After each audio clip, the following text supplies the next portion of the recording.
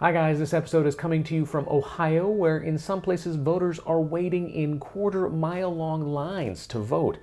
Just a few weeks ago, right here in the Buckeye State, incorrect absentee ballots made their way to 50,000 Franklin County voters. The president said it was fraud, it's out of control, a rigged election. The county said it was a significant error that they were working to address. We're seeing stories like this all around the country. Unofficial ballot drop-off boxes, cut cable shuts down Virginia voter portal, voting machines ripe for Russian hackers. Every day there's a new headline. This year's election season is very on brand for 2020. How can you wade through this mess of information? Hi, I'm Hari Srinivasan. Welcome to Take on Fake, where we debunk some claims you may have seen or even shared online. The election is right around the corner. A lot is at stake. There's also a lot of misinformation.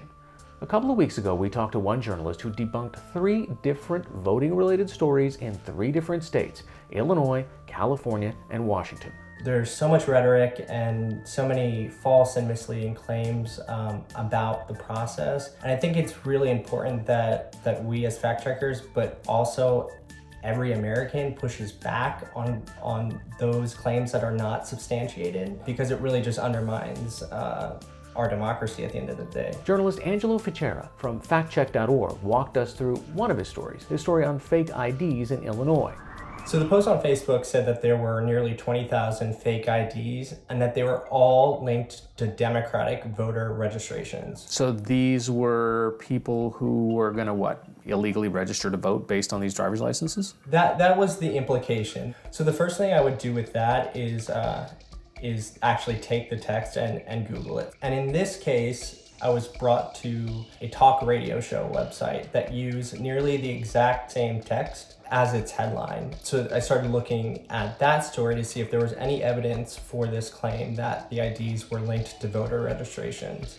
If you look closely at the story and look for any details, you'll realize that there was no attribution for that claim, that the story mentions U.S. Customs and Border Protection and attributes the information about the fake IDs to that federal agency. So I did some searches using the exact number of fake IDs and Customs and Border Protection, and I came across a press release that the agency had put out at the end of July. There's no mention of the fake IDs being linked to voter registrations, voter fraud.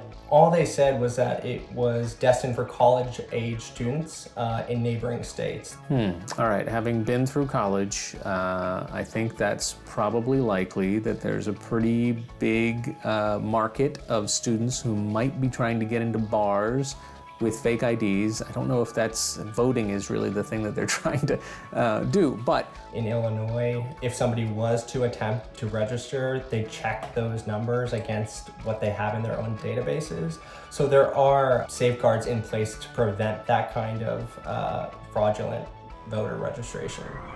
But that's not the only case of election misinformation that Angelo debunked recently. A viral tweet claimed there were more than 1,000 mail-in ballots found in a dumpster in California. But with a keyword search, Angelo discovered that image actually showed unused envelopes from the 2018 midterm election and that they had been disposed of legally. The county of Sonoma also noted that at the time of the tweet, 2020 ballots hadn't even been mailed out yet. A third story, this one from Washington State, a photo asserting that thousands of Seattle Democrats gathered to demand mail-in voting because it's too dangerous to vote in person. To debunk this, Angelo did a reverse image search and discovered that this photo had nothing to do with the voting process. This photo was actually from a Black Lives Matter protest 2 months earlier. If we go back to that original tweet, you'll notice that the original poster is an account called Walter Cronkite. Look, we all know Walter Cronkite was a respected journalist who was often referred to as the most trusted man in America. Well, it was because he passed away 11 years ago.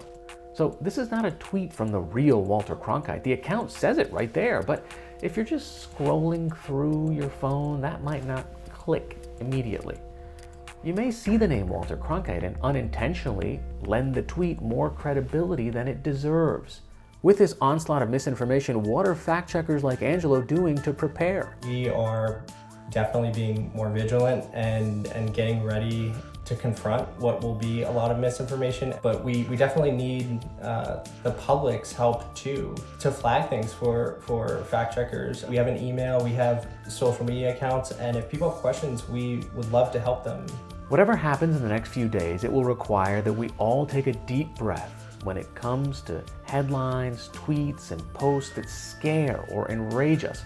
If history is any indicator, misinformation around the election will be everywhere. So it is on all of us to dig a bit deeper and seek out trusted sources. Until next time, don't spread fake news, keep it real. I'm Hari Srinivasan, and this is Take on Fake. Thanks for watching.